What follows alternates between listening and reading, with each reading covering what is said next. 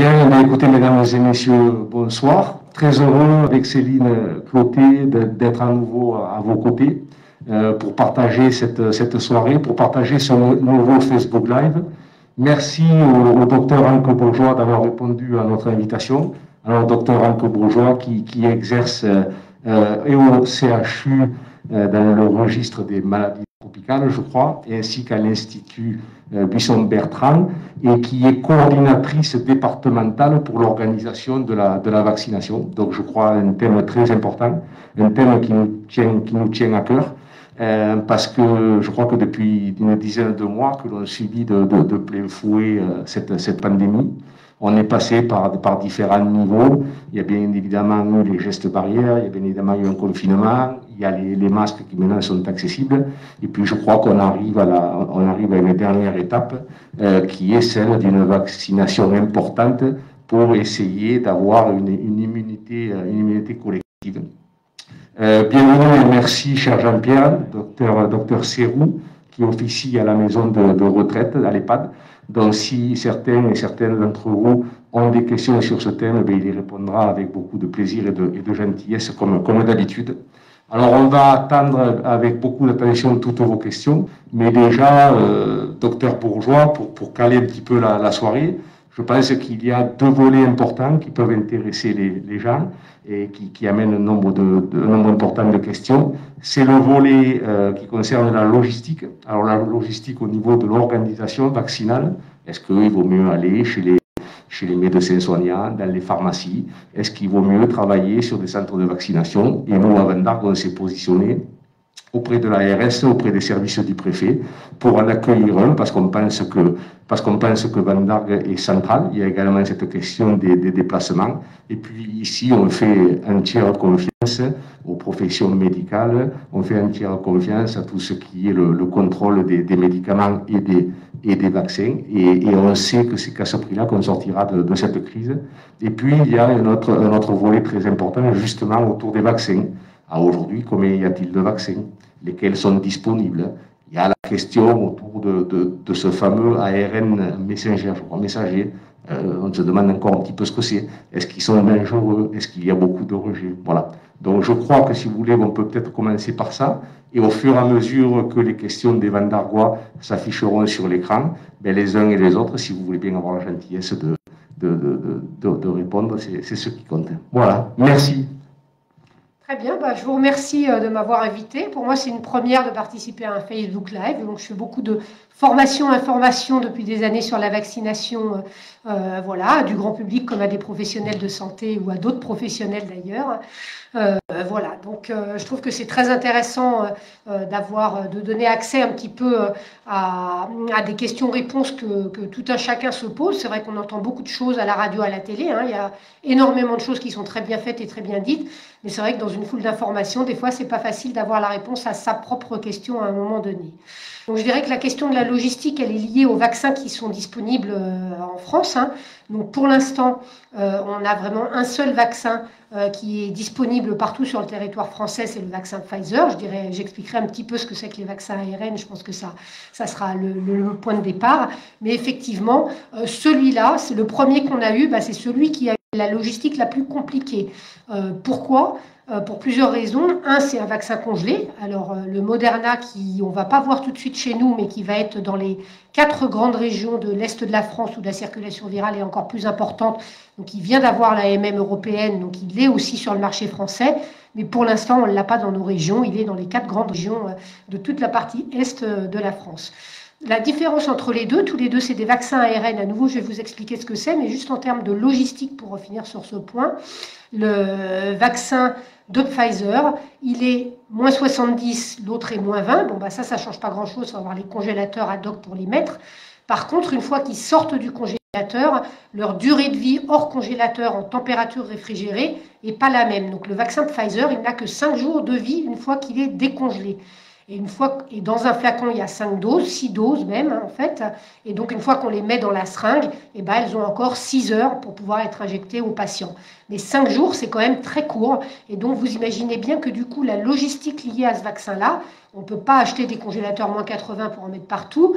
Et puis, il faut assurer la chaîne du froid entre le congélateur moins 80, c'est la pharmacie qui va décongeler les vaccins, et ensuite il faut absolument qu'ils soient acheminés avec une chaîne de froid qui doit être, et qui est de la responsabilité de l'établissement qui stocke le moins 80, donc il faut vraiment qu'il soit sûr de la chaîne de froid, et c'est pour ça qu'on ne peut pas forcément aller chercher du vaccin avec sa petite glacière habituelle, donc c'est compliqué. C'est pour ça que pour l'instant, avec ce vaccin-là, c'est compliqué de faire 36 centres de vaccination, parce que sinon on ne saurait pas comment les approvisionner.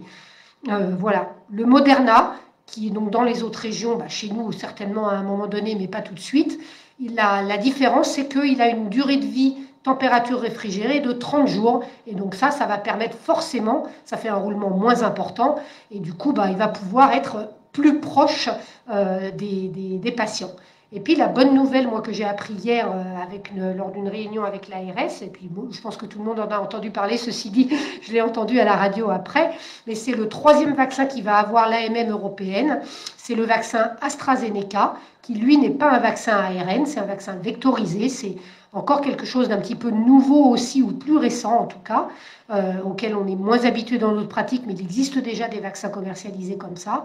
Et donc, du coup, ce vaccin-là, lui, c'est un vaccin qui est conservation réfrigérée, donc qui sera dans les officines, et qui, du coup, sera un vaccin classique pour le mode de distribution. Et donc, celui-là, évidemment, ça donnera un accès rapide. Alors, moi, je craignais qu'on ne l'ait pas tout de suite, et en fait, apparemment, on devrait l'avoir, si l'AMM, effectivement, est accordée, on devrait l'avoir première quinzaine de février, je pense. Et là, du coup, ça permettra d'élargir considérablement, et effectivement, que tous les professionnels de santé puissent participer à cette vaccination.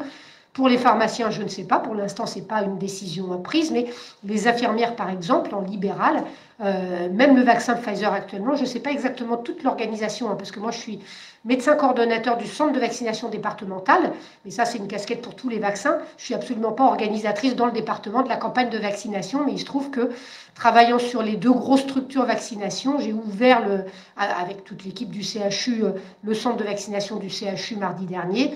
J'ai ouvert celui de l'Institut Buisson-Bertrand vendredi matin, et je vais ouvrir lundi et mardi le 2e centre de vaccination du CHU, destiné non plus aux professionnels de santé, mais aux plus de 75 ans, qu'on a mis en 2 lieux différents pour avoir des fonctionnements un petit peu différenciés.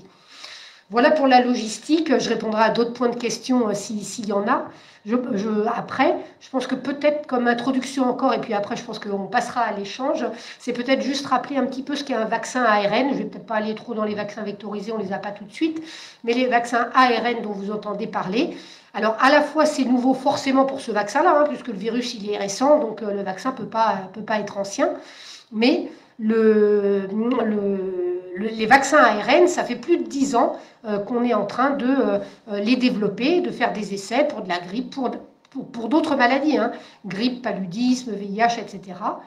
Voilà, donc on avait une technologie qui était prête, des plateformes vaccinales qui étaient prêtes, on savait fabriquer des ARN. Après, les ARN, c'est une combinaison avec 4 acides nucléiques, donc c'est une combinaison de 4 molécules avec des longueurs différentes et qui permettent de donner le codage de protéines. Donc ce vaccin-là, quand on fait l'ARN, il code pour que notre organisme à nous, une fois qu'on a reçu le vaccin, puisse coder pour cette fameuse protéine S dont vous avez entendu parler, en tout cas une protéine qui est très proche de la protéine S du virus, qui ensuite, elle, va déclencher la réaction immunitaire.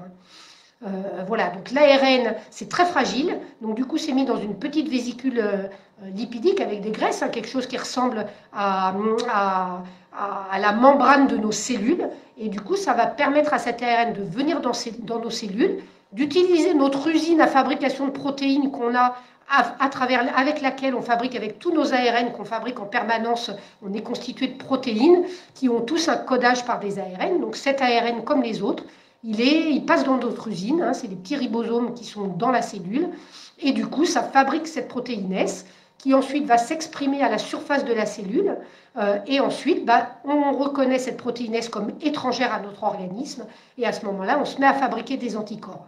Et là, on trouve le principe classique de la vaccination. On apprend à fabriquer des anticorps contre une protéine, ce qui fait que et quand on apprend, comme tout le monde, on apprend lentement, on n'est pas pro tout de suite, donc on les fabrique lentement, ils ne sont pas très efficaces la première fois, mais là, par contre, la deuxième fois qu'on va rencontrer quelque chose qui ressemble à cette protéine S vaccinal, et ben, le virus, cette fois-ci, et ben, comme on a appris à fabriquer ces anticorps, on va les fabriquer très vite, très bien, de façon très efficace. Ils vont venir s'accrocher sur les protéines du virus, et du coup, le virus ne va plus pouvoir s'accrocher à la cellule, ne va plus pouvoir rentrer dans la cellule.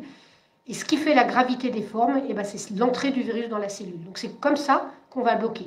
Donc, à la fois les ARN, on connaît quand même depuis longtemps, parce que plusieurs vaccins ont été testés. Alors évidemment, ce n'était pas à l'échelle de millions, hein, les essais, ce n'est pas des millions de personnes.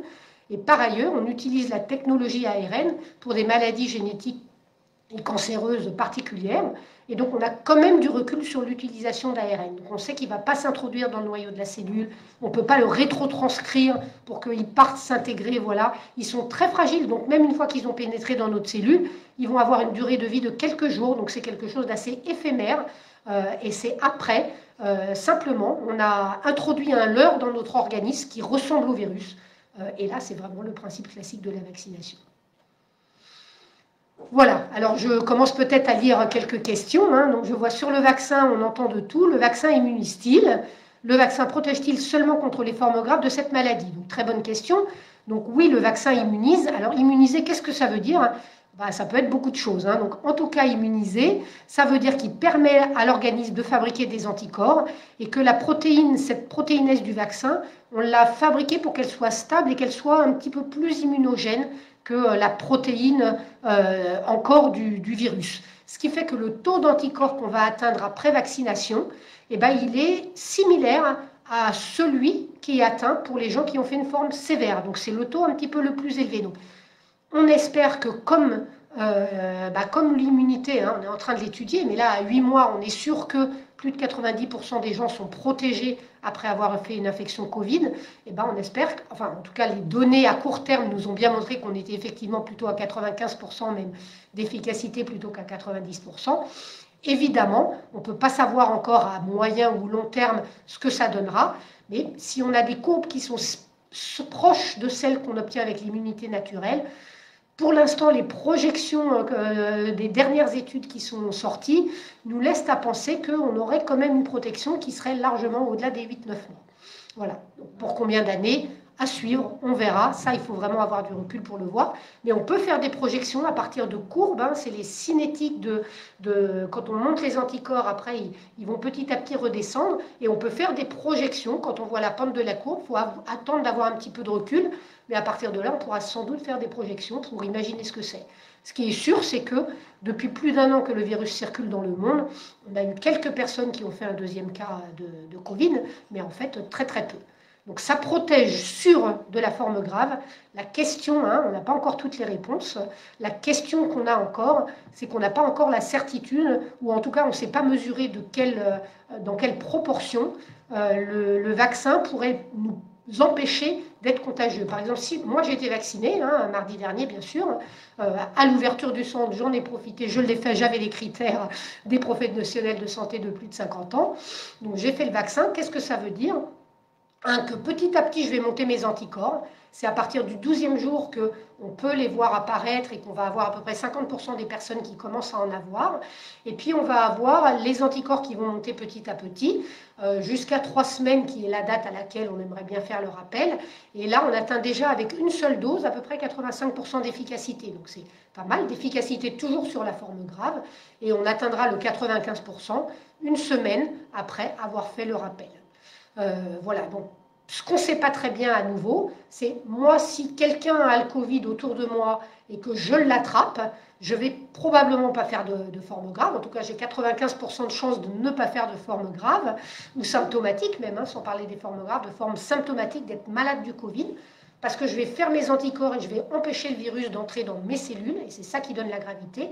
Par contre, pendant un petit temps, quand je l'attrape, il vient dans le nez. Et la phase initiale, c'est une réplication, une multiplication du virus dans le nez. C'est pour ça qu'on va le chercher à ce moment-là, avant même la maladie. Donc très certainement, le temps que mes anticorps se mettent en place et que mes systèmes de défense soient stimulés, même si ça va rapidement, probablement on imagine qu'il y a bien un effet et que certainement ma contagiosité va être moindre que celle de quelqu'un qui n'aurait pas été vacciné, que je vais neutraliser le virus rapidement. Mais on n'a pas encore les données d'études. Les études, elles ont d'abord été faites pour voir si on était capable de protéger des formes sévères. Il y a des analyses en cours, on aura des données. Les données préliminaires, en tout cas pour le vaccin Moderna, laissaient à penser qu'il y aurait un effet, mais on ne peut pas encore se prononcer plus que ça. Je n'ai pas vu passer d'éléments sur ce sujet-là. Et juste une question annexe sur le rappel, puisque aujourd'hui la problématique elle est dans la mise à disposition d'une quantité de vaccins assez importante pour aller encore plus vite. Et j'avais cru entendre à certaines émissions que certains se posaient la question de savoir est-ce que dans la situation actuelle, si on ne faisait pas ce rappel, qu'est-ce qui se passerait? Est-ce qu'il ne faudrait pas mieux vacciner de nouvelles personnes? Alors, c'est une question qui peut se poser. Donc, les essais de ce vaccin Pfizer, dont les patients sont rentrés dans l'essai dans les phases 3 au mois de juillet, donc on commence à avoir du recul. Le schéma était de les vacciner à 3 semaines après. Néanmoins, quand on dit 3 semaines après, on a toujours un certain nombre de personnes qui le font un peu avant, d'autres qui le font un peu après. Donc, globalement, les gens de cet essai, ils ont eu le rappel entre 19 jours et 42 jours après la première injection.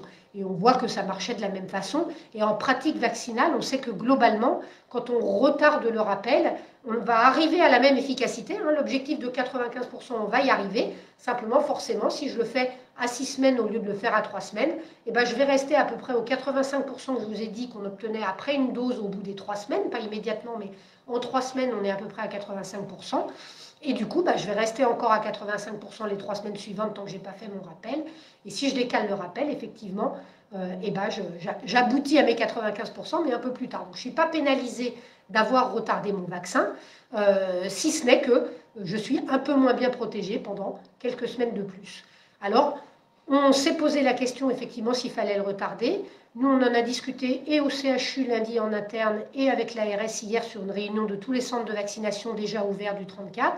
On a plutôt décidé qu'avec les perspectives d'approvisionnement qu'on avait actuellement, c'est-à-dire que vous avez dû entendre peut-être hier ou avant-hier que l'Europe a commandé 300 millions de doses de plus du vaccin Pfizer, donc une partie après c'est réparti par population, donc une partie pour nous, et que pour l'instant on ne craint pas spécialement d'avoir des pénuries, même s'il faut rester vigilant, en tout cas pas des pénuries de vaccins, voilà, et que comme il y a d'autres vaccins qui arrivent aussi, eh ben, on pourra se dire que le Pfizer c'est bon, on pourra garder les doses pour le rappel, quand bien même il y aurait un problème d'approvisionnement Pfizer, eh ben, les nouvelles vaccinations, on pourra les initier avec d'autres vaccins qui prendront le relais.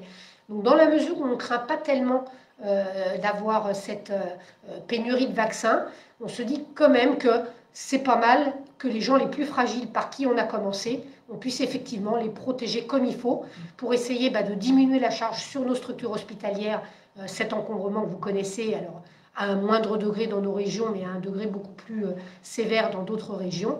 Donc ça reste quand même le premier objectif.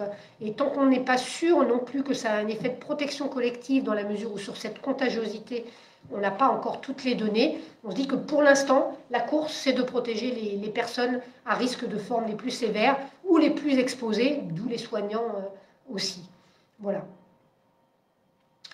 Alors, qu'est-ce qu'il y a d'autre comme question? Donc, pensez-vous que Vanda pourra procéder aux vaccinations? Ben oui, je pense que oui, et je peux même dire que j'en suis à peu près sûre. Avec quel vaccin? Là, je ne peux pas tout à fait répondre. Donc, avec le vaccin Pfizer, on a une montée en charge. L'objectif de l'ARS, donc c'était la délégation départementale 34 avec qui on était en réunion hier. Leur objectif, c'est que les gens aient tous accès à un centre de vaccination en maximum 20 minutes. Et qu'après, éventuellement, dans des coins reculés, ce qui n'est pas le cas de Vandar, mais dans des coins reculés, il puisse y avoir éventuellement des équipes mobiles qui complètent le maillage, parce que dans des coins reculés où il y a moins de monde, ce n'est pas forcément justifié d'ouvrir un centre, mais des équipes mobiles pourraient compléter le maillage. Donc pour le vaccin Pfizer, pour l'instant, ils sont encore en train d'ouvrir des centres, mais ils ne peuvent pas en ouvrir des tonnes, parce que pour l'instant, c'est la pharmacie du CHU de Montpellier qui doit approvisionner tous les centres, tous les EHPAD également. Donc pour l'instant, dans la phase où on est, la pharmacie du CHU de Montpellier, elle peut difficilement faire plus, parce qu'ils sont déjà à plein rendement, c'est évidemment pas leur métier, il faut qu'ils continuent le reste de leur métier en interne sur le CHU. Par contre, à partir du moment où on va avoir le vaccin début février, le vaccin AstraZeneca, celui-là, a priori, il n'y a aucune raison qu'il ne soit pas en officine partout, dans toutes les communes. Et du coup, ce sera beaucoup plus simple comme logistique. Donc voilà, les patients, ce sera très bien, ils pourront aller le faire avec leur médecin traitant, ou leur médecin traitant aura fait la consultation et pourra imprimer sur ce fameux logiciel national qui s'appelle SI pour Système d'information vaccin Covid, qui est très simple, hein, mais le médecin, il a toutes les données dans son logiciel habituel, chaque médecin le sien, il pourra faire la consultation avant vaccination, il pourra éditer dans le logiciel vaccin Covid que la personne elle a été éligible et qui prescrit la vaccination.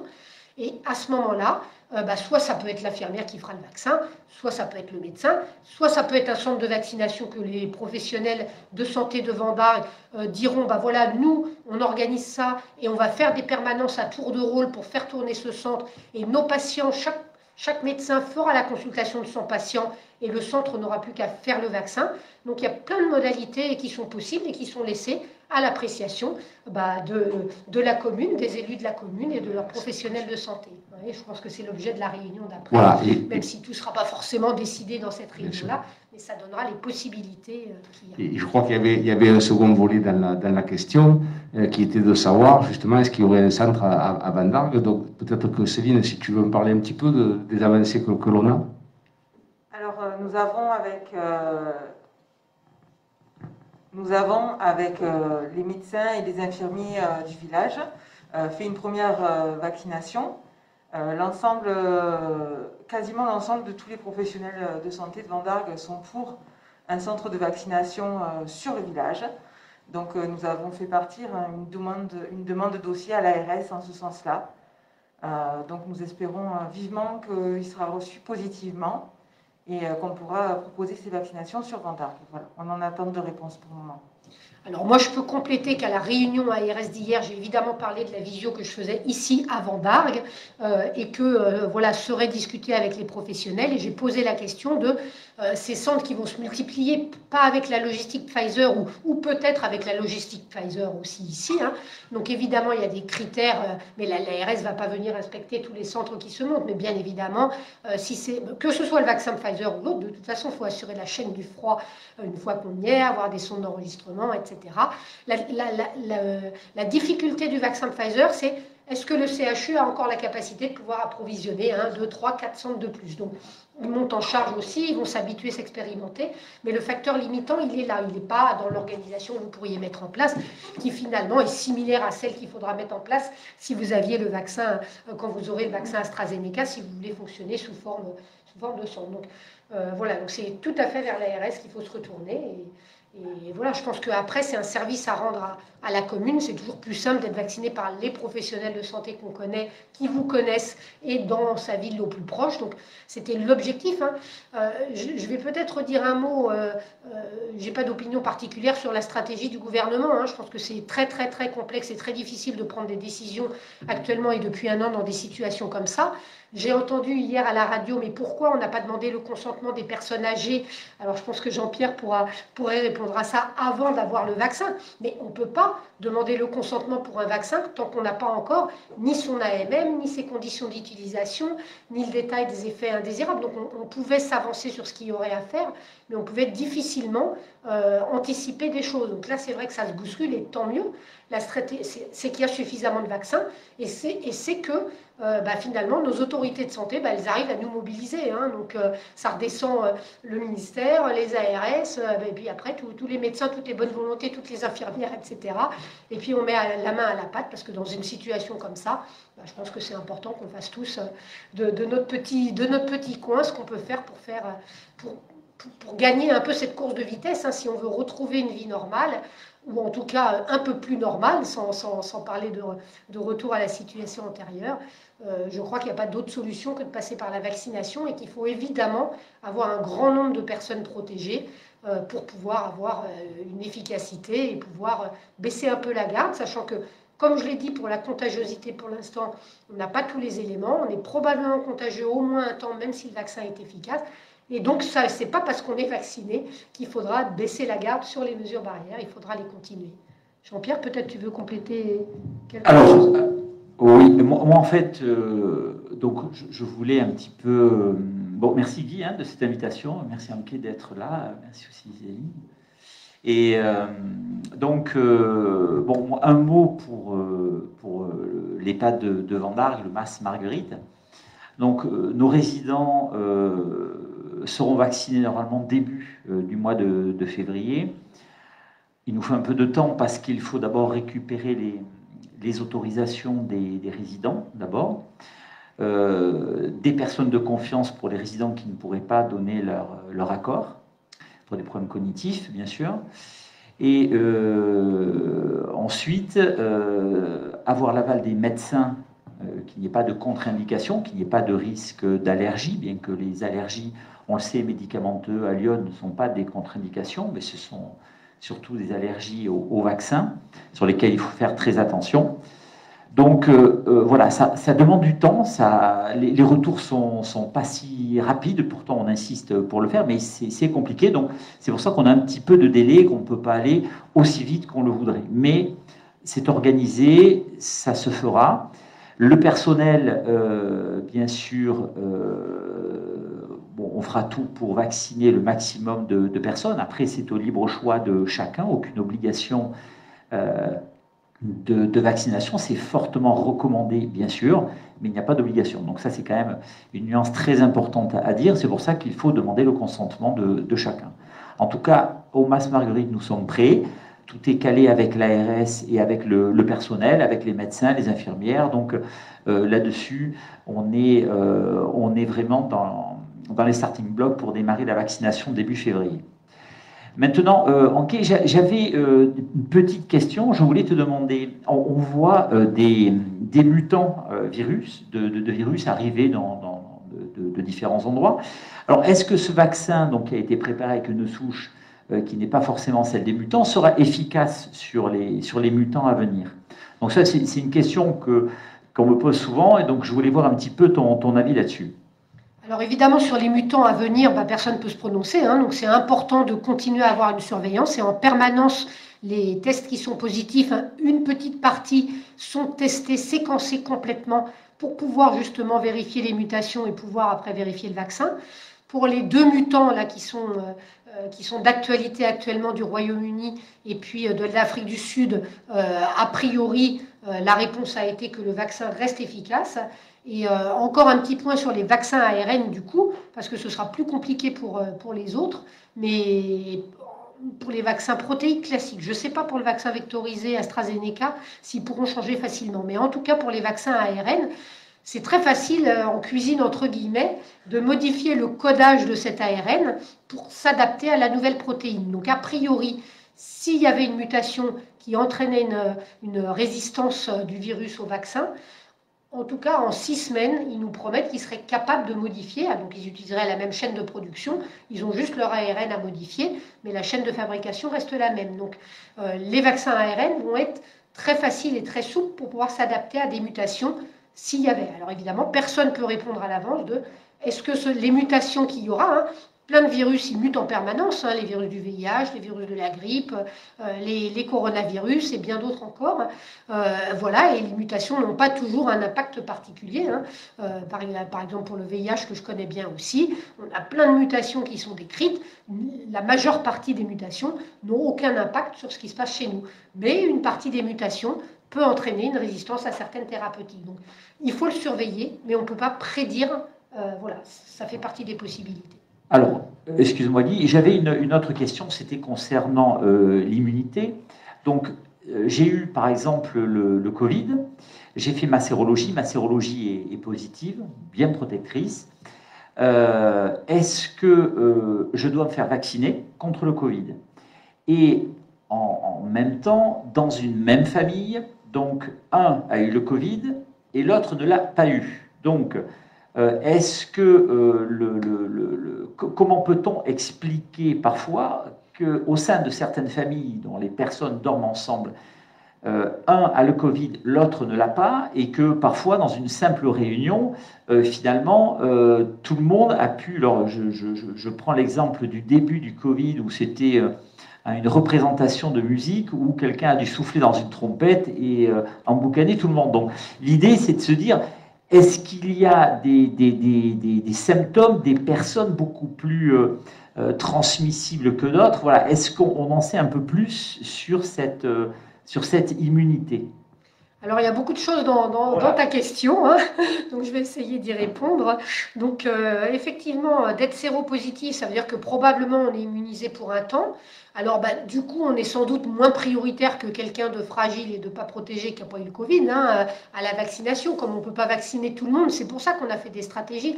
C'est pas lié au médical, hein, tout le monde, la personne qui a 18 ans, c'est pas une contre-indication qu'on recherche dans ce cas-là. C'est vraiment essayer de faire par priorité tout simplement. Donc, après, si ça fait plus de 3 mois qu'il a eu son Covid, alors pourquoi 3 mois? C'est qu'après, quand on fait des vaccins qui sont récents, on va surveiller aussi, et c'est l'enjeu de la sécurité de ce vaccin à moyen et à long terme, hein.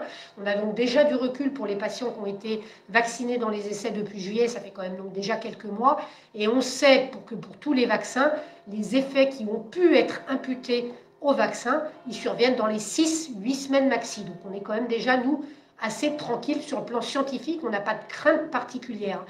Néanmoins, bien sûr, c'est important de continuer à regarder et à observer si réellement ça confirme nos données. Donc c'est vraiment l'importance que là, on ait des millions à se faire vacciner dans le monde.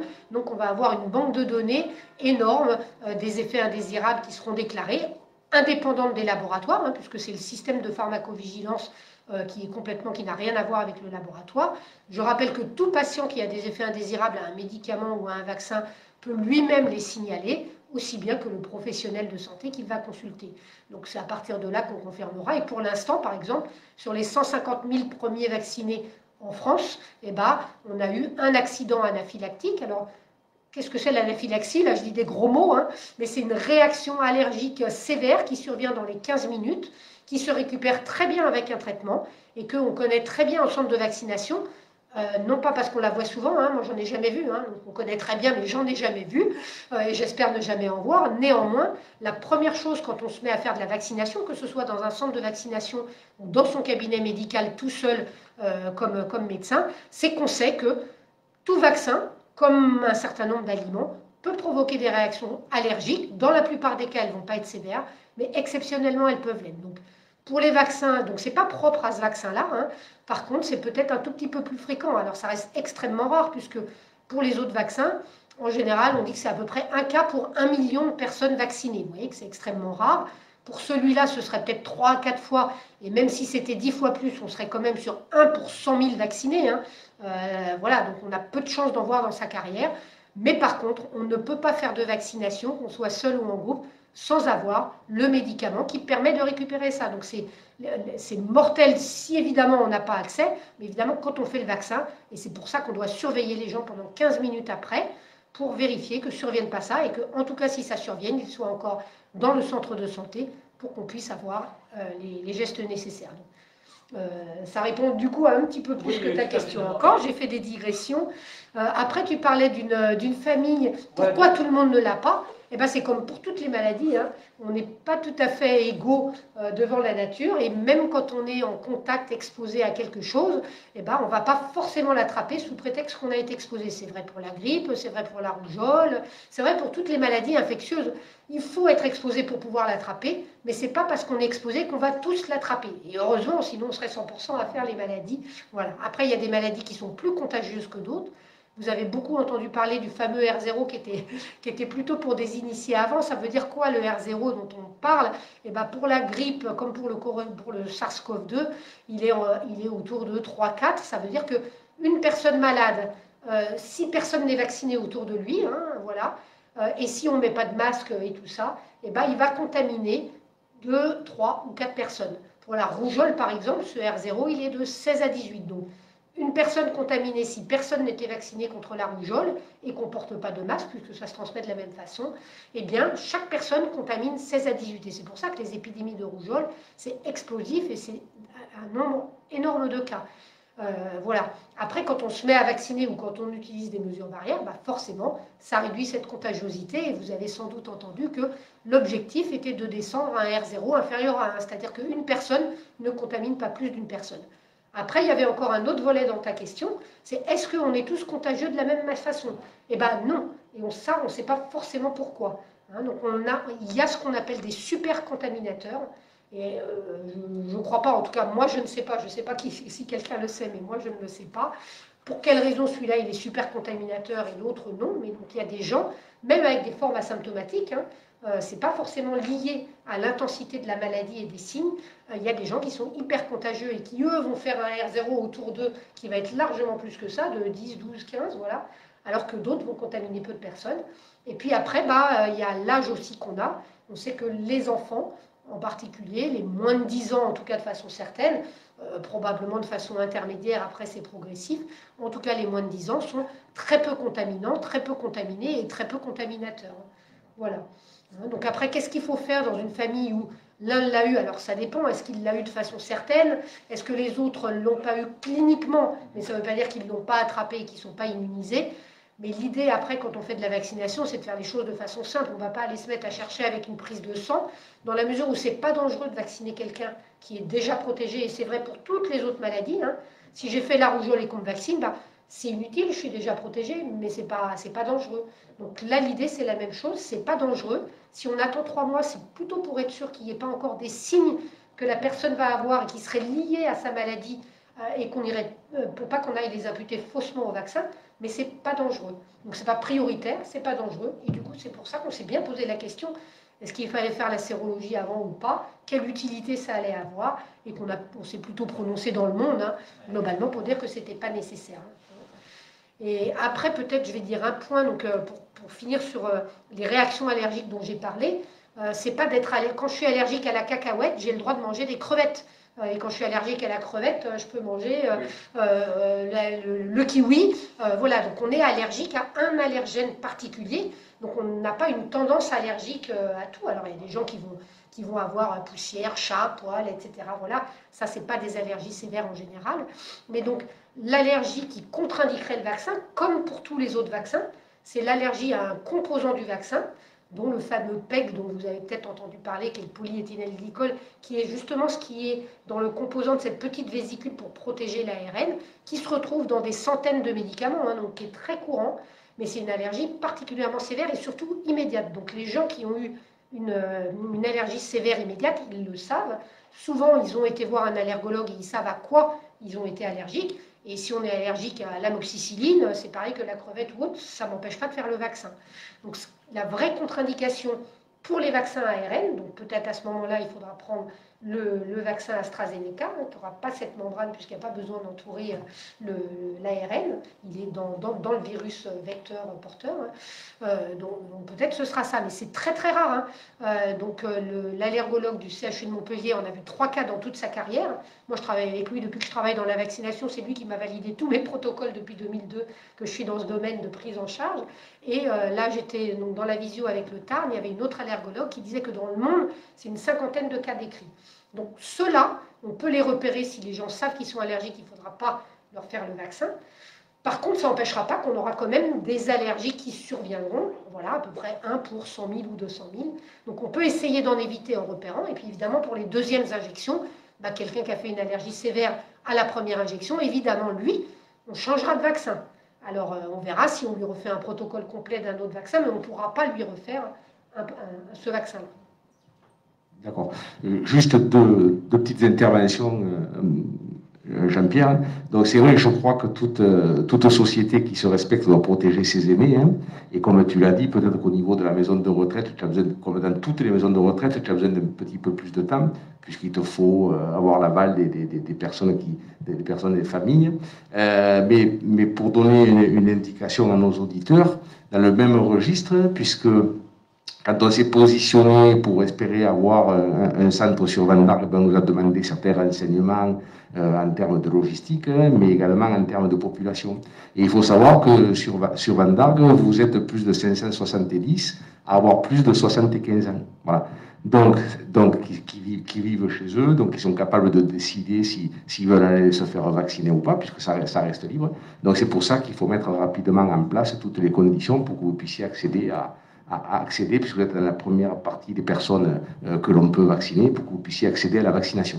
Ensuite, j'ai vu passer un commentaire, peut-être qui va nous aider par rapport à l'ARN, d'une personne qui a dit qu'il y avait eu des essais sur Ebola, et de manière simple peut-être, mais comme je sais que les maladies contagieuses, c'est votre quotidien, peut-être revenir un petit peu là-dessus.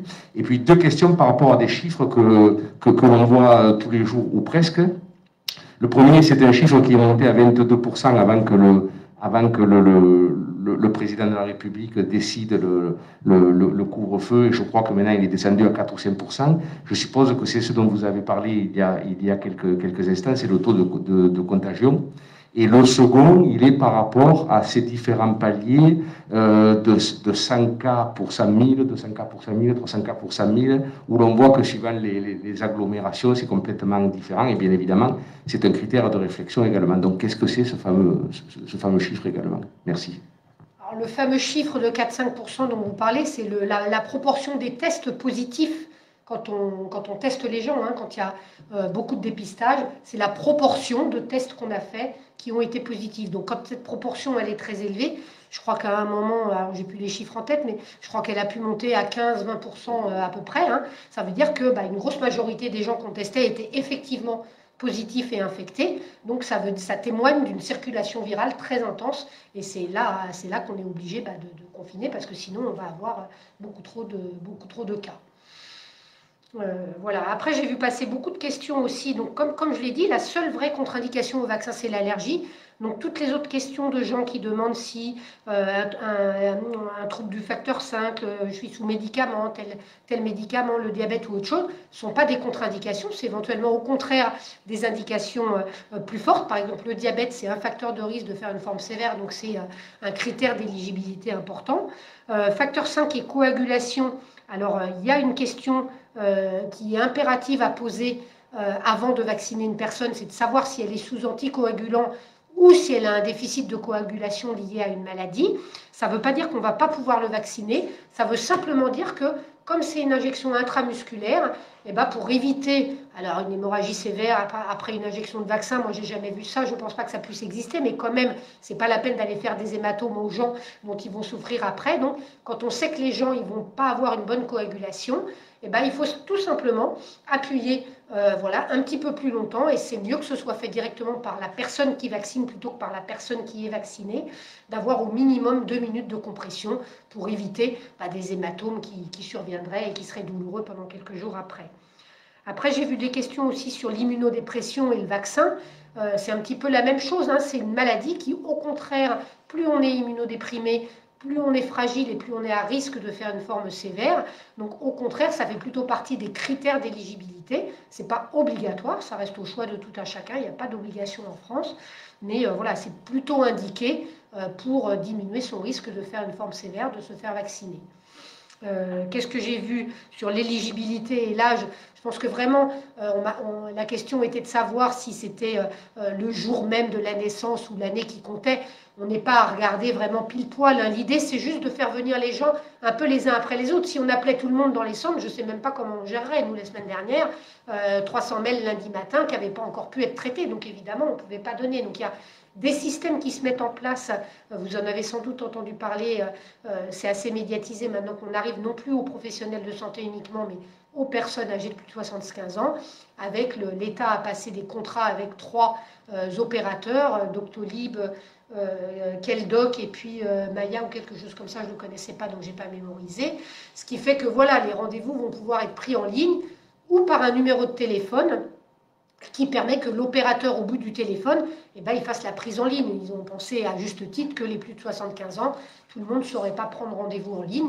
Donc c'est simplement le coup de fil. Ils ne seront pas sur le centre, mais on regardera sur tous les centres sont référencés. Vous habitez où? C'est tel centre.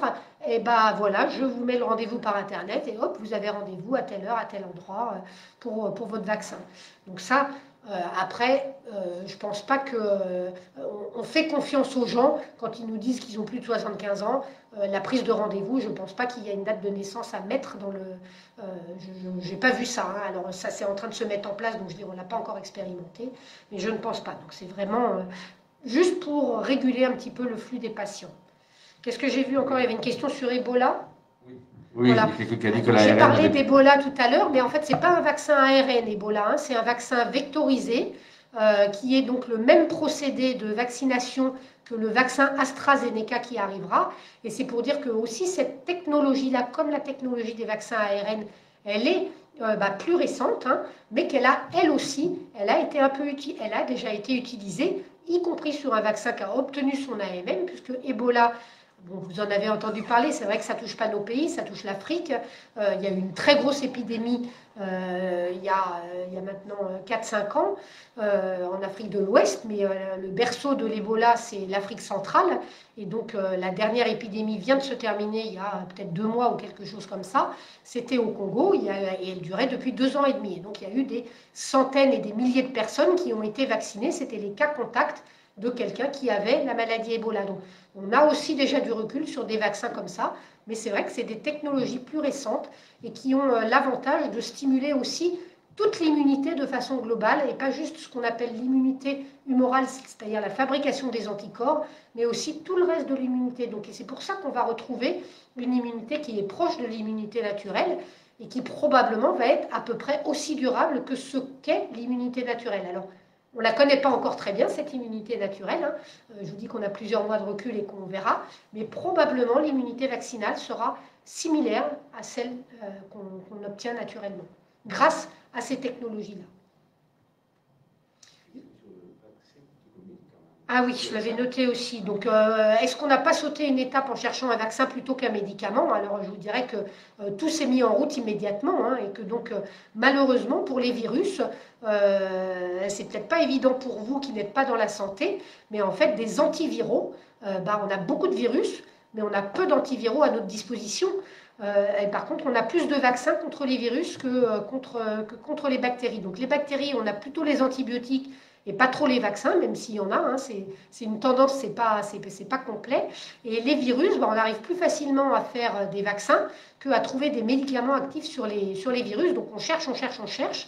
Voilà, on a testé beaucoup de molécules, donc il y a une recherche énorme. Et si tout est allé vite, aussi bien dans la recherche médicaments que dans la recherche vaccin, c'est parce que là, c'est une pandémie, donc une épidémie qui touche la planète entière, et que du coup, il y a eu énormément de partenariats publics-privés, toutes les forces sont mobilisées, parce que c'est vraiment une urgence mondiale. Donc il y a vraiment de la recherche sur les médicaments, mais pour l'instant, malheureusement, on n'a pas trouvé quelque chose. Et pour les vaccins, on a su dès le mois de mars-avril, hein, puisque dès le mois de janvier, on avait séquencé le virus, donc on connaissait la séquence qui codait pour la protéine S.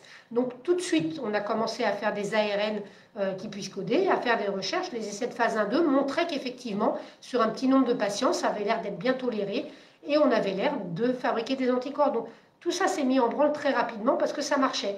Les médicaments, on en a déjà essayé des centaines et des centaines. Hein. Donc, bon, vous aviez entendu à l'époque la chloroquine. Donc, on a testé des médicaments qu'on connaissait, aussi bien que des médicaments qui sont des antiviraux qui marchent pour certains virus, aussi bien que des médicaments qu'on n'a encore jamais utilisés pour autre chose. Il y en a des tonnes qui sont passées à la moulinette, des tonnes d'essais. Mais pour l'instant, malheureusement, on n'a pas trouvé un médicament spécifique à activité antivirale. Mais je vous rappelle quand même que par rapport à la première vague du mois de mars, on a une survie qui est beaucoup plus élevée, des durées d'hospitalisation qui sont plus courtes malgré tout, parce que tout simplement sur les formes sévères, l'oxygène marche très bien. La position, la prise en charge réanimatoire, elle a été modifiée très rapidement. On a appris beaucoup de la première épidémie. Et donc la prise en charge réanimatoire avec moins d'intubation tout de suite, mais de l'oxygène encore à plus forte dose, et la position allongée sur le ventre en réa permet d'améliorer déjà la survie des formes graves et d'éviter des passages en intubation. Voilà. Et puis que sur les formes sévères aussi, on utilise les corticoïdes à forte dose qui, eux aussi, améliorent les choses. Hein. Donc, vous savez qu'on a une phase où on aimerait bien avoir un antiviral, c'est la phase initiale de la maladie, et on a ensuite ce qu'on appelle ce fameux orage cytokinique, qui n'est plus tellement lié au virus, mais qui est lié à tous les processus qu'il a mis en face, tous ces processus inflammatoires qu'il a mis en place. Et là, les médicaments dont on a besoin, c'est des anti-inflammatoires, dont les corticoïdes font partie, plus évidemment la prise en charge, oxygène, réanimation et autres. Donc, on espère avoir des antiviraux, mais ça continue à être passé à la moulinette.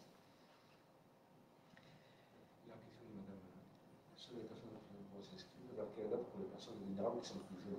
Alors, les personnes vulnérables, je pense que ça va aller assez vite. Hein. À nouveau, on craignait Donc les stratégies, tant qu'on n'avait pas les vaccins qui étaient prêts, on ne savait pas lesquels obtiendraient leur AMM, tous en même temps, les uns après les autres ou pas. Donc on a fait des stratégies par étapes pour essayer de savoir comment ça marcherait quand ça viendrait.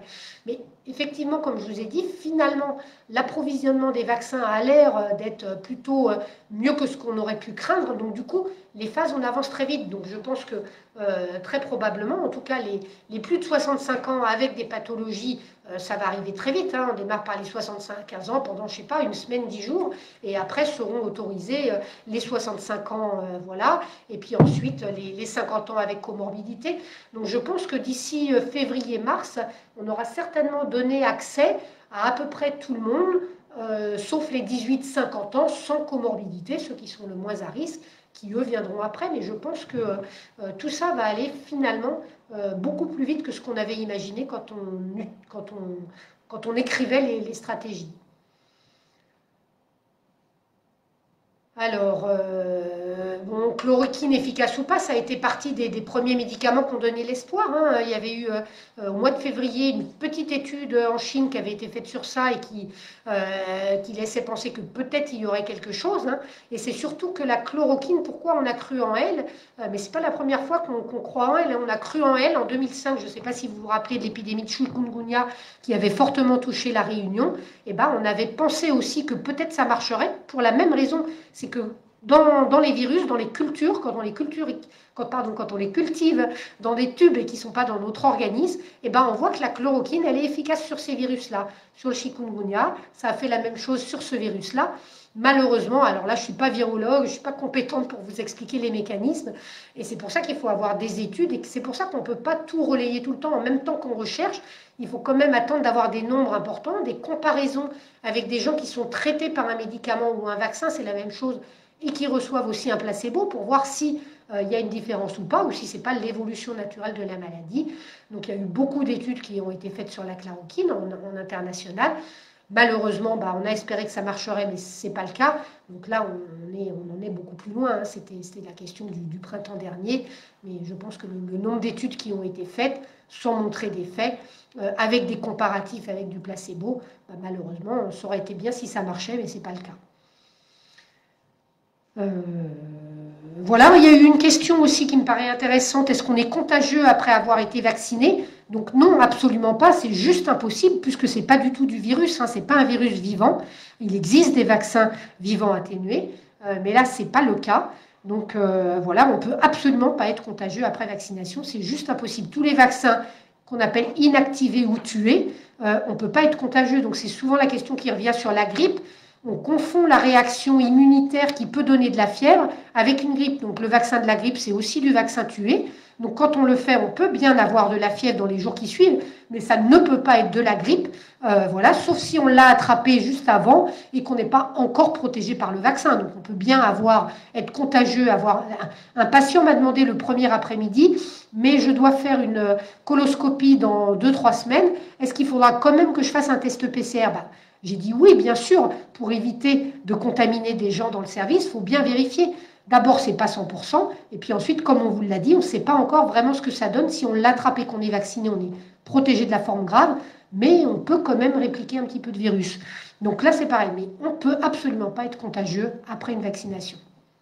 Oui, voilà, parce que la question qu'on se pose, maintenant qu'on est vacciné, voilà, beaucoup de professionnels de santé ont été vaccinés. Moi je l'ai été samedi. On se dit, bon, si on est à nouveau au contact de virus, est-ce qu'on peut porter ce virus et le transmettre? Ça, c'est la question. Alors, c'est pas pour enlever les masques, bien sûr, mais c'est vrai que il faut garder le masque parce que tu l'as très bien dit tout à l'heure. Il y a un doute, on n'a aucune certitude, mais est-ce que là-dessus, il n'y a pas une petite certitude supplémentaire qui nous permettrait d'être rassurés en se disant je suis vacciné, mais je sais que je ne peux pas malgré tout transmettre la maladie si par hasard je vais voir ma famille ou je fasse une erreur avec le masque. Voilà, c'était un petit peu l'idée, la question que je voulais te poser. C'est les données qu'on attend, hein. On n'a pas encore beaucoup de données pour pouvoir être sûr de quoi que ce soit. On imagine que c'est pas possible qu'il n'y ait pas un effet, mais voilà, il faut le prouver pour pouvoir le dire, le diffuser, voilà. Après, je pense que moi, je dirais, je suis plutôt optimiste quand même là maintenant. Un, on a le vaccin.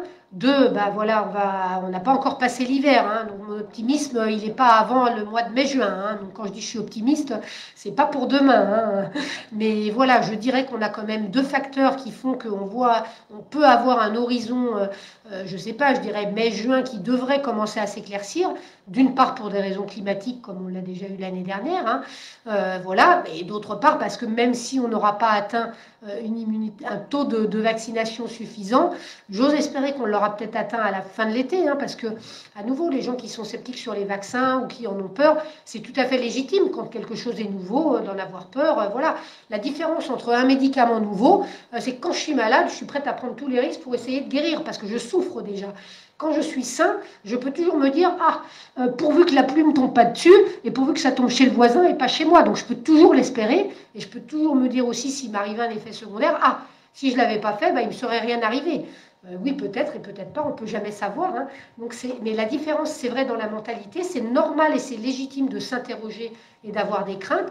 Mais bon, comme du coup, le vaccin va être fait à beaucoup, beaucoup de gens, on va avoir vraiment beaucoup de données qui devraient confirmer l'absence d'inquiétude qu'on a, nous, actuellement, hein, donc qui devraient confirmer le fait qu'a priori, on n'a pas de gros soucis, et qu'en tout cas, en face, parce qu'il faut toujours mettre la balance bénéfice-risque, hein, qu'est-ce qu'on a d'un côté? On a un virus qui, en moins d'un an, a tué plus de 68 000, les chiffres que j'ai regardés aujourd'hui. On est à plus de 68 000 en France, on est à 1,8 million dans le monde. C'est énorme. Hein. Donc voilà, on a ça. Et là, on ne parle même pas de, je ne sais pas quel est le nombre de gens qui ont des séquelles à vie de leur infection et de leur passage en réa, à long terme ou à moyen terme, pour plusieurs mois avant de retrouver une vie. Alors, pas normal à enlever le masque, mais normal à pouvoir se déplacer et aller faire ses courses, plus la situation économique, je n'ai pas besoin de vous la décrire, vous la connaissez, et sociale, et tout ça. Donc, on a quand même quelque chose de sacrément lourd en face. Donc, à nouveau, même si on avait quelque chose qu'on n'a pas encore découvert, vu le nombre de vaccinés, ça veut dire que si c'était quelque chose de grave qui apparaissait, ce serait un cas sur, je ne sais pas, 2, 3, 4, 5 millions de personnes. Donc, en face de tout ce qu'on a actuellement, je pense qu'il n'y a pas photo. Certains d'entre vous ont sans doute encore le souvenir de la variole. Moi, je n'ai pas connu la variole maladie, mais j'ai été vaccinée contre la variole. Et la variole, le vaccin, il était dangereux. Hein. C'était un vaccin vivant qui donnait des complications parfois sévères. Mais en face, on avait une maladie qui était une maladie terrible. Donc voilà, à un moment, on dit parfois, entre deux mots, il faut choisir le moindre. Je crois que là, pour l'instant, le vaccin, il est vraiment tout à fait rassurant. Et maintenant, on a quand même un certain recul. Alors que la maladie, on sait parfaitement ce que ça donne, et c'est quand même une vraie galère qu'on n'a pas eue depuis longtemps. Donc j'ai été vacciné, je continue à porter mon masque. J'ai été vacciné, je continue à porter mon masque. Peut-être que, c'est vrai que j'ai fait des digressions, peut-être qu'en sortie d'hiver, vers le mois d'avril-mai, quand on aura une circulation virale qui sera moins intense et qu'en plus on aura été vacciné, on pourra être un peu plus léger. Moi, je partage mon bureau avec une collègue qui travaillait avant à l'ARS et qui travaille au CHU maintenant. Et on disait aujourd'hui, bon, allez, on a été toutes les deux vaccinées. On met le masque en permanence dans le bureau. Bon, on se disait quand même à deux, voilà, une fois qu'on aura fait notre appel, on pourra peut-être se permettre, on ne fera pas un gros cluster au pire, on pourra peut-être se permettre de le tomber. Donc, je pense que voilà, c'est dans des contextes un peu limités qu'il faudra le faire. De façon générale, en tout cas professionnelle de santé avec nos patients, je pense qu'il ne faudra pas se permettre de le tomber même l'été prochain, mais qu'effectivement, en vie quotidienne sociale, sans doute, on pourra se sentir un peu plus rassuré, surtout quand on sera en période de circulation virale moins forte. Alors, Guy, peut-être une dernière question, je ne sais pas si jusqu'à combien de temps, mais alors, c'était une question concernant la défiance, en fait, des Français vis-à-vis de la vaccination. Alors, ça, c'était... on a vu, là, il y avait une statistique de l'URPS qui était assez intéressante concernant les professionnels de santé, notamment les médecins. Je crois qu'ils étaient plus de 93% à être pour la vaccination, ce qui était quand même bien, je trouve. Ce sont des... Voilà, on a été formés pour comprendre la vaccination et l'intérêt de la vaccination. On voit de notre côté une population qui est plus réticente, qui a plus peur, qui se pose beaucoup plus de questions. C'est légitime, c'est normal. Mais est-ce que ton rôle, le rôle du CHU, le rôle du centre Moisson-Bertrand, n'est pas justement de créer quelque chose pour rassurer les Français, de donner l'information sur l'intérêt de la vaccination, sur l'intérêt de suivre les recommandations, d'être tous derrière pour un intérêt commun, pour essayer de protéger tout le monde. Est-ce que transmettre de l'information, rassurer au cours des mois, au cours des années, régulièrement, en passant peut-être dans les communes, en passant dans les écoles, peut-être en informant les gens sur la vaccination. Toi qui t'occupes du centre de vaccination Moisson-Bertrand, qui est quand même un endroit clé de Montpellier et de la métropole, il faut quand même avouer qu'on a la chance d'avoir ce centre-là, nous. Est-ce qu'il n'y aurait pas quelque chose à développer comme un centre de santé de la métropole, à voir même avec la métropole, pour essayer de promouvoir la vaccination, de rassurer les gens, d'expliquer la santé pour que les gens soient rassurés comme les professionnels de santé le sont. Donc, on adhère à la vaccination plus facilement. Alors ça, je dirais que c'est exactement la mission qu'on a, nous, centre de vaccination départemental. Alors je le fais toujours avec ma double casquette CHU et centre de vaccination départemental, mais le centre de vaccination départemental, il est complètement financé par les ARS. Et effectivement, notre mission, c'est de l'information du grand public, et c'est de la formation des professionnels, c'est de la vaccination de personnes. Et donc, moi, je fais énormément d'interventions. Que ce soit en grand public, enfin moi et mon équipe, je ne suis pas seule à le faire, donc en formation. Alors on fait de la formation des infirmiers, des sages-femmes, des médecins, des pharmaciens. On fait de la promotion avec des pliants aussi, que je présenterai aux professionnels de santé tout à l'heure dans le diaporama aussi, mais qu'on a présenté, on a fait une tournée, on l'a pas fini parce que c'est long, mais il y a à peu près 350 pharmacies dans le département de l'Hérault, qui est notre champ d'action, et donc on a commencé cet été à faire une tournée des pharmaciens pour leur présenter ces brochures, qui sont des outils qui se veulent un outil d'information pour le patient et de liaison et pense-bête pour le professionnel de santé. C'est-à-dire que, par exemple, là, je sors un petit peu du sujet Covid, mais je dirais que beaucoup de patients, par exemple, il y a eu une question sur un diabétique tout à l'heure, le diabétique, il est fragile pour le Covid, mais il est fragile pour la grippe, mais il a un risque 3 à 4 fois plus élevé de faire un zona quand il est plus de 65 ans, et le tétanos aussi. Et donc, du coup, on a fait des brochures pour les patients diabétiques, par exemple, et les pharmaciens qui sont finalement les professionnels de santé les plus proches des patients, qui sont accessibles sans avoir de rendez-vous. Ils vont jouer, je pense, un rôle de plus en plus important dans le conseil. C'est déjà fait et c'est très bien. Moi, j'ai toujours été favorable à la vaccination grippe par les pharmaciens.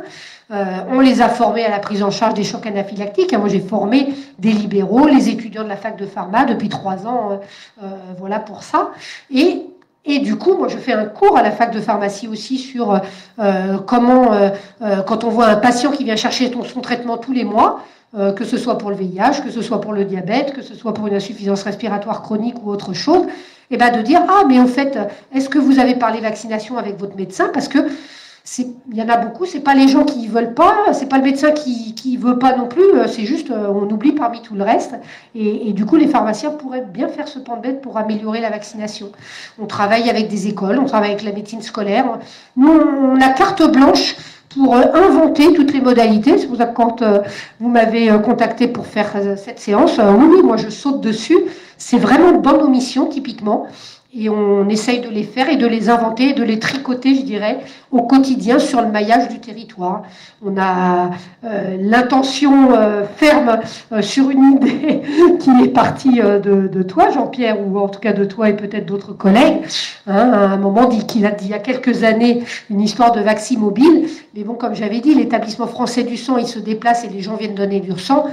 La vaccination, si on arrive où c'est nous, les gens ne vont pas venir se faire vacciner. Par contre, donner de l'information et faire de l'information santé mobile, voilà. Donc, on n'a pas pu avec le Covid, mais sinon, on voulait tester cette année des forums santé ambulants dans différentes communes de la ville, avec de multiples intervenants, de l'ARS, de l'INPS qui fait l'information, des mutuelles qui étaient avec nous, pour faire du dépistage, prise de tension, diabète, information des IST pour les jeunes, dépistage VIH avec SOS, hépatite, etc. Voilà, donc oui, je pense que des actions comme ça, elles ont une importance. La santé primaire dans notre territoire, elle est assurée essentiellement par les pharmaciens, les médecins, mais des campagnes d'information, on n'a pas trop toujours une culture très développée de la prévention en France, mais je pense que c'est des choses qui sont en train de se mettre en place depuis quelques années et où on a tout intérêt à le faire de façon en commun. C'est pas nous tout seuls qui allons arriver dans une commune, ça se monte évidemment, ça se tricote avec les professionnels et les élus d'un site. Tout à fait, mais je crois que cette pandémie, si elle a un rôle, on ne va pas dire positif, si elle a pu jouer un rôle, c'est justement ce que vous venez de dire tous les deux, c'est que dans les années à venir, il va falloir accentuer tout ce côté de prévention et tout ce côté d'information avec tout le relais que vous venez de dire. Et au niveau de la métropole, je sais qu'il y a un projet qui tient à cœur au président de la FOS et à tous les élus, c'est ce projet de Med-Vallée. Et j'espère que là-dedans, en lien avec tous les professionnels, il y aura un volet qui concernera tout ça. Alors, juste pour expliquer, si on additionne le nombre de personnes qui ont eu le Covid, qui ont été soignées, si on additionne le fait qu'une fois qu'on est vacciné, on ne devrait pas être contagieux, à quel niveau de vaccination faut-il à peu près arriver pour espérer que ce fameux patient zéro là, soit en dessous du 1, et je crois qu'en dessous du 1, il n'y a plus de pandémie, si j'ai bien tout compris, sinon vous me reprenez. Donc, il faudrait arriver à peu près à quelle proportion de Français de vaccinés? Le minimum du minimum, après ça dépend, on ne peut pas encore dire, parce que justement on ne connaît pas l'impact de la vaccination sur la réplication et la contagiosité. Donc ça c'est encore un facteur, du coup on ne peut pas le modéliser parce qu'on ne sait pas de quelle proportion il est, un peu, beaucoup, voilà, ou pas du tout je pense pas, mais en tout cas un peu ou beaucoup. Et c'est pour ça qu'il y a différents chiffres qui circulent de cette protection à obtenir, qui est entre minimum 50%. Si le vaccin était très efficace sur la contagiosité, peut-être que 50% pourrait être suffisant. Mais s'il n'est pas très efficace, eh ben, il va falloir monter à 2/3 à peu près, 66-67% d'immunisés, que ce soit par la vaccination ou les malades. Mais bon, les malades, vu le risque de basculer sur une forme sévère, c'est sûr qu'on aimerait bien que ce soit beaucoup par la vaccination. Juste peut-être un mot encore sur la défiance. Donc on a vu les enquêtes, Jean-Pierre a parlé du côté médecin, donc c'est vrai que pour les vaccins, c'est compliqué. D'abord, c'est pas beaucoup enseigné dans les cursus initiaux. Il y a très peu d'heures aussi, même chez les médecins. Voilà. Donc, du coup, il y a des connaissances qu'on a appris dans nos études. Et puis, si on travaille pas là-dedans, on sait finalement pas des tonnes de choses. Voilà. Néanmoins, on voit que les médecins, ils sont souvent beaucoup plus favorables, que ce soit pour la grippe, pour celui-là, pour d'autres maladies, parce qu'ils voient bien les dégâts de ces maladies et ils sont plutôt favorables à la vaccination, puisque ils ont la connaissance et ils ont les données, et donc ils peuvent être assurés parce qu'ils ont accès à ces données qui sont rassurantes sur la vaccination. Après, on voit souvent que la défiance, elle augmente par le niveau dans les professionnels de santé. L'aide-soignant, il va être... en fait, c'est gradué. Les médecins, les sages-femmes, les infirmières, et puis les aides-soignants. Et on va avoir des proportions qui vont avoir plus de crainte dans ces professions-là. Mais ça se travaille aussi avec de l'information, de la communication. Nous, au CHU, on avait mis en place, avant l'épidémie de Covid, un groupe grippe, justement, pour voir comment on pouvait convaincre un petit peu les gens, répondre, quelles étaient leurs questions, voilà, avec des référents répartis dans les services. On a fait ça, on a monté le projet avec le CEPIAS Occitanie, qui est l'organe en Occitanie qui lutte contre les infections acquises en milieu de soins, et on a monté un projet ensemble à destinée des EHPAD pour mettre en place des référents vaccination grippe dans les EHPAD, pour que les gens connaissent comment ça fonctionne, plutôt que de dire des choses comme ça, sans vraiment y connaître. Mais voilà, c'est un long travail, parce que la formation de base, elle n'est pas hyper développée encore, donc ça augmente. Mais par ailleurs, la défiance, elle est liée à la nouveauté, et là, de fait, à nouveau, moi j'ai toujours dit, et je pense qu'à la radio, je commençais à entendre qu'on sentait une bascule qui était en train de se produire dans ce sens-là. Moi, je parlais de l'effet boule de neige. bah, on a peur, donc on préfère que ce soit les autres qui aillent d'abord. Et c'est pas grave, hein, puisqu'il y en a qui n'ont pas la peur, bah, on les laisse y aller en premier, et tant mieux. Et c'est pour ça qu'il ne faut pas forcer les gens non plus. Mais voilà, petit à petit, je pense qu'à nouveau, on est à peu près persuadé qu'on va avoir des données qui confirment toutes les données rassurantes des essais. Et du coup, je pense que petit à petit, vu la lourde balance, le lourd plateau de la balance risque lié au virus, bah, je pense que petit à petit, les gens vont se dire bah, oui, ce serait bien. J'ai vu passer une petite blague humoristique aussi que mes collègues m'ont transférée aujourd'hui. Alors, je ne vous la raconterai pas, je n'ai pas bonne mémoire pour soi. Il s'agissait d'un Américain, d'un Anglais, d'un Allemand et d'un Français. Je ne sais pas si vous l'avez vu passer. Je ne vais pas raconter le détail, mais je vais juste dire que bon, les autres, ils sont convaincus de se faire vacciner, soit par la force, selon le pays, on obéit à l'ordre, etc. Soit parce que bah, mon voisin s'est fait vacciner, donc puisqu'il l'a fait, moi je le fais aussi. Et le Français, bah, non, tous les arguments qui avaient convaincu les autres de se faire vacciner ne marchaient pas. Mais finalement, je lui disais, bon, bah donc alors on ne vous vaccine pas. Ah bah alors et moi, alors ce sera quand mon tour. Donc voilà, donc je trouvais que c'était bien tourné aussi. C'est normal d'avoir des craintes, mais après quand même, bah, y a des données, hein, donc on ne peut pas avoir peur. Les peurs sont souvent irrationnelles, voilà, c'est un fait. Mais effectivement, en expliquant les choses, je crois qu'on peut arriver à les résoudre. Et comme je dis souvent, dans un dialogue singulier, le patient avec son médecin, rares sont les gens, une fois qu'on leur explique les données en face à face, qui correspondent à leur cas. Il faut répondre, moi, tel va avoir telle crainte, tel autre, ça va être une autre crainte, tel autre, ça va être encore une autre crainte. Donc, il n'y a pas un discours type qui va rassurer les gens. Moi, je me pose telle question, je voudrais avoir la réponse à ma question qui me concerne moi. Et ça, c'est effectivement dans le dialogue singulier qu'on va l'avoir. D'où la stratégie qui a été basée sur les médecins généralistes avec leurs patients qu'ils connaissent, pour qu'ils puissent répondre à ça avant qu'ils aillent recevoir leur injection.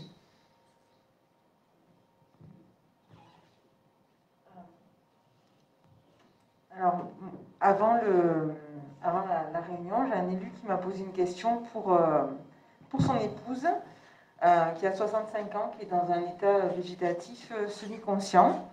Elle est hospitalisée avec sortie autorisée en temps normal. Il se pose la question de s'il pouvait la faire vacciner ou pas, en fait. La pertinence de la faire vacciner.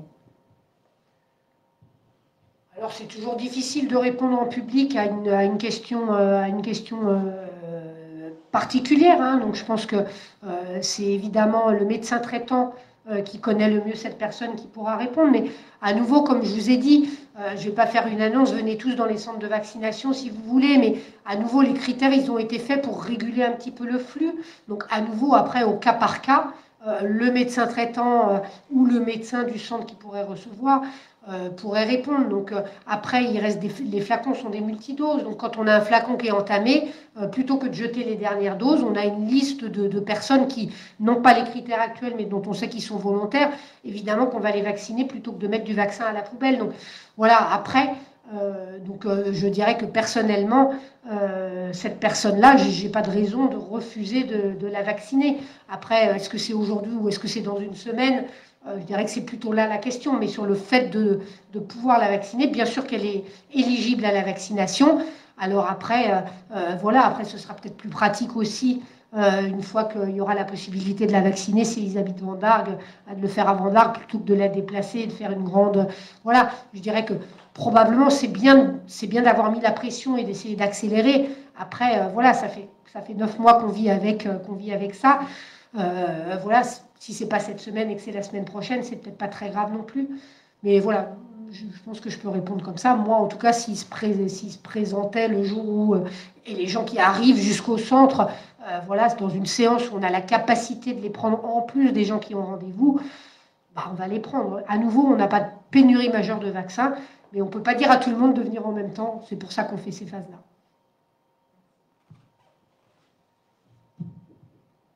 Il y avait une question, Guy, concernant l'organisation du centre de vaccination de Vendargues. Je trouvais que c'était intéressant d'y répondre parce que finalement, le centre de vaccination de Vendargues ne dépend pas de toi. Parce que toi, tu as tout fait, tu as fait le dossier, il est nickel, il a été déposé. Et donc, il faut bien dire que c'est l'agence régionale de santé, donc l'ARS, qui en a la décision, je crois, avec le préfet, je pense. Donc voilà, c'était pour bien spécifier que Vendargue avait tout fait pour avoir son centre de vaccination. J'ai vu le dossier qui a été très bien fait et qui a été envoyé dans les temps. Donc voilà, tout le monde est prêt ici pour recevoir pour donner les premiers vaccins, mais encore faut-il que l'ARS valide le centre de Vendargue, et ça ne dépend pas de la mairie de Vendargue. Voilà, c'était important à évoquer. Bien sûr, si vous voulez, tout est fait, et surtout, pourquoi est-ce qu'on est parti là-dedans avec Céline et avec les autres élus? D'abord, on s'est dit, s'il n'y a que les élus qui sont porteurs de ce projet, ça n'a pas beaucoup de sens. Donc, on a réuni tous les professionnels de santé, que ce soit les pharmaciens, que ce soit les cabinets médicaux, que ce soit les cabinets d'infirmiers, et pratiquement à l'unanimité, tout le monde a dit, mais nous, on est d'accord pour participer. Alors, chacun avec ses possibilités, bien sûr, et c'est à partir de ce moment-là qu'on s'est lancé là-dedans. Donc, on a rempli le dossier, comme l'a dit le docteur Serroux, et on a fait suivre. Et sachant que, alors les retours que j'ai, c'est que, bien évidemment, ils ne peuvent pas s'en ouvrir dans toutes les communes, mais le fait d'un dossier intéressant, le fait d'être accompagné par les professions médicales, le fait peut-être que l'on se dise que Vendargue peut être géographiquement central pour pas mal et je crois que c'était, vous l'avez dit tout à l'heure, c'était un des enjeux pour pas mal de communes alentours, ben ça peut-être faire pencher la balance de ce côté-là, sachant que nous, on ira un petit peu plus loin, parce qu'au niveau de la commune, on va l'accompagner. Alors, on l'accompagne bien évidemment en mettant à disposition une salle, bien évidemment en mettant à disposition les personnes pour faire le ménage, mais également, on peut réfléchir, alors, à voir avec l'ARS, puisque c'est eux qui sont maîtres là-dedans, on peut réfléchir à mettre à disposition du personnel pour enregistrer le planning de vaccination. Voilà. Là, tout le monde joue à 100% parce que il y a qu'avec la réussite du vaccin, je crois, je ne sais pas si ça sera le mot de la fin, mais il n'y a qu'avec la réussite du vaccin que l'on pourra sortir de là, et que l'on pourra, parce que rappelons-nous, pendant 9 mois, tous les drames qu'on a vécus, bien sûr, les drames humains avec les décès, avec les personnes qui vont avoir des séquelles, les drames au niveau de l'économique, les drames au niveau de l'école, une école fermée, si ça dure trop longtemps, ça peut mettre une génération en l'air, quoi, je veux dire. C'est très grave, voilà. Donc il faut espérer que d'ici quelques mois, ce soit, je ne sais pas si ça sera comme vieux mauvais souvenir, mais qu'on puisse au moins avancer et reprendre le sens normal de la vie. Voilà. Mais écoutez, je ne sais pas s'il y a voilà, il n'y a pas d'autres questions. Docteur Bourgeois, merci. Merci pour la qualité de cet exposé, tant au niveau pédagogique que passionné, mais on n'en doutait pas avec Céline. Merci à Jean-Pierre. Jean-Pierre, on le voit un petit peu plus souvent. Et merci pour tout ce que tu fais au niveau des aînés et de la maison de retraite, et puis pour nous aider à monter ce genre de réunions. Et tes conseils sont tout le temps précieux. Voilà, ben écoutez, on vous souhaite, merci Céline, on vous souhaite une excellente soirée, et à très bientôt pour un autre Facebook Live sur un autre thème, puisque vous vous rappelez, comme vous avez promis, de revenir le plus souvent possible vers vous. Et là, la situation sanitaire fait que c'est un double avantage. Voilà, merci et bonne soirée.